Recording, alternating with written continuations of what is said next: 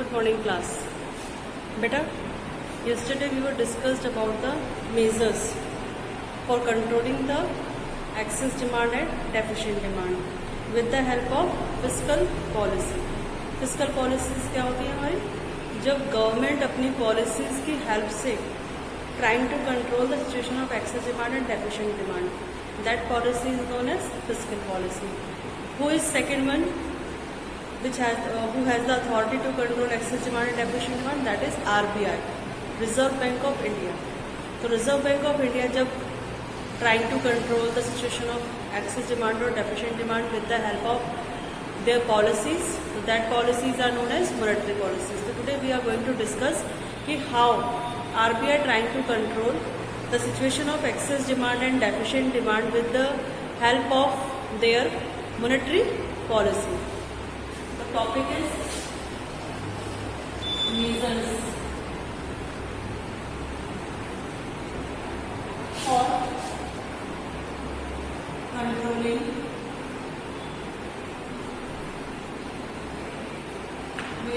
controlling excess and deficient demand. तो हमारे इसके दो मेजर्स थे, एक हमारा फिस्कल पॉलिसी था जो हम already in the first one video discuss कर चुके हैं, ठीक है ना। आज हम डिस्कशन करेंगे मॉनेटरी पॉलिसी जो कि RBI के अंडर में होती है। मॉनेटरी पॉलिसीज में there are so many several policies, ratios with the help of RBI can control the situation of excess demand or deficient demand. तो कौन सी पॉलिसीज या रेशियोज है? सबसे पहले बैंक रेट और रेपो रेट पहला मानेंगे, फिर cash reserve ratio, statutory liquidity ratio, open market operation,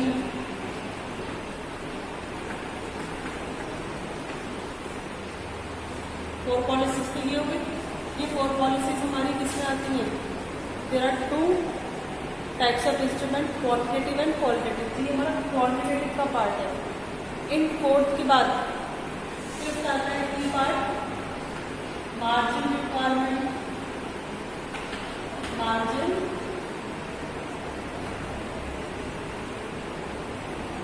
requirement, फिर एफ आता है हमारा क्रेडिट रेशियो,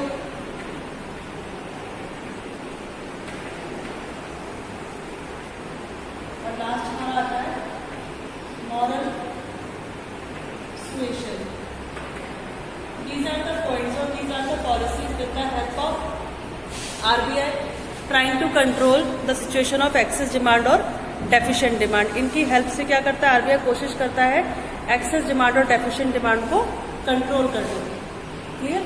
अब हर पॉइंट हम डिस्कस करेंगे कि ड्यूरिंग इन्फ्लेशंस किसमें क्या चेंजेस आने चाहिए या ड्यूरिंग डिप्रेशंस क्या चेंजेस आने चाहिए, जिससे हमारा एक्सेस डिमांड और डेफिशिएंट डिमांड की सिचुएशन कंट्रोल हो सके। बट उससे पहले हम ये डिस्कस करेंगे कि हर पॉइंट का मीनिंग क्या है। पहले आपको पता होना चाहिए कि अगर हमें कहा गया क्वेश्चन में कि how RBI can control the situation of excess demand with the help of bank rate, तो आपको बैंक रेट का मीनिंग तो पता होना चाहिए। जब तो आप पता होगा कि बैंक रेट की हेल्प से कैसे RBI कंट्रोल करेगा सिचुएशन, या ओपन मार्केट ऑपरेशन से कैसे कंट्रोल कर सकता है RBI। तो आपको पहले ओपन मार्केट ऑपरेशन डिफाइन करना है कि what is open market operation, तब आपको उसे बताना है कि how RBI trying to control the situation of excess demand और deficient demand with the help of open market operation या CRR है, ऐसे जिसकी भी हेल्प से आपके साथ क्वेश्चन पूछा जा रहा है for controlling the situation of excess demand और डेफिशिएंट डिमांड। तो पहले हमें उस टर्म को डिफाइन करना है कि व्हाट इज दिस, कि इसका मतलब क्या है। फिर हम बताएंगे कि कैसे RBI उन टर्म्स की हेल्प से एक्सेस डिमांड और डेफिशिएंट डिमांड को कंट्रोल में कर सकता है। ठीक है बेटा, तो सबसे पहले हम डिस्कशन करेंगे बैंक रेट और रेपो रेट का, कि व्हाट इज बैंक रेट या व्हाट इज रेपो रेट। दोनों लगभग सेम टर्म है, बट थोड़ा सा अलग है इसका मीनिंग, क्योंकि दो टर्म है तो कुछ तो डिफरेंसेस होंगे। तो वो क्या डिफरेंसेस है पहले हम वो डिस्कस करेंगे।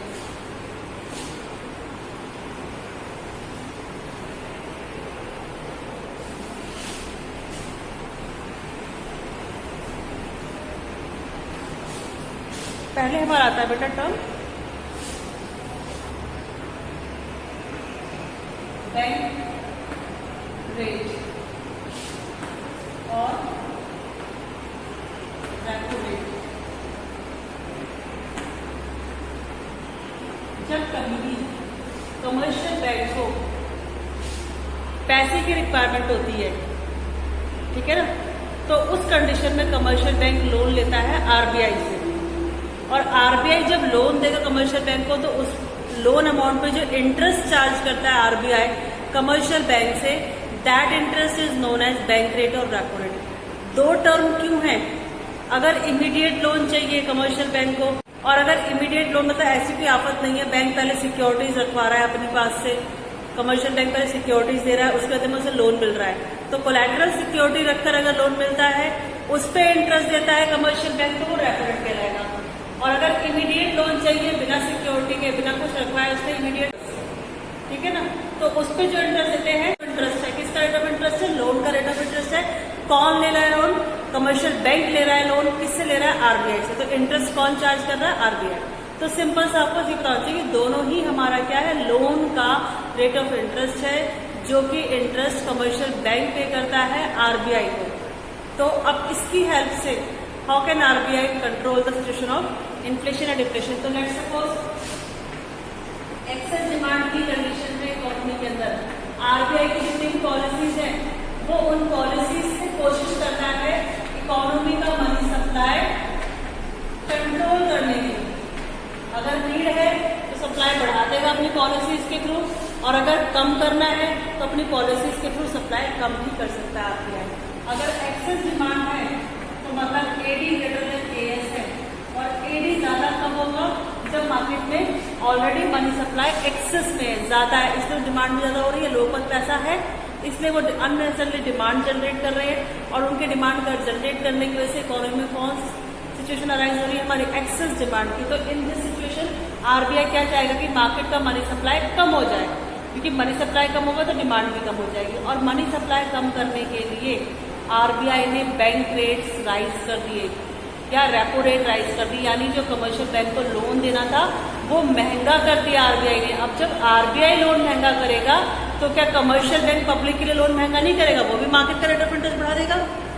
जब बैंक रेट या रेपो रेट का इंटरेस्ट बढ़ता है तो मार्केट का रेट ऑफ इंटरेस्ट भी बढ़ता है, और जब मार्केट में लोन महंगा मिलेगा तो लोन अमाउंट या लोन डिमांड क्या हो जाएगी? ऑटोमेटिकली डिक्रीज, कम हो जाएगी।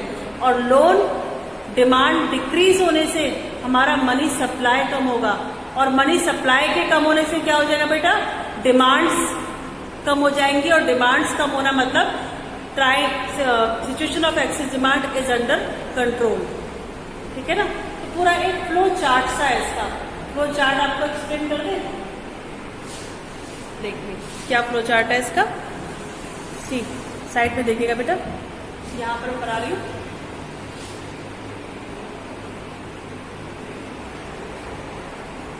Bank rate rise, bank rate और रेपो रेट दोनों के लिए सेम कंडीशंस है।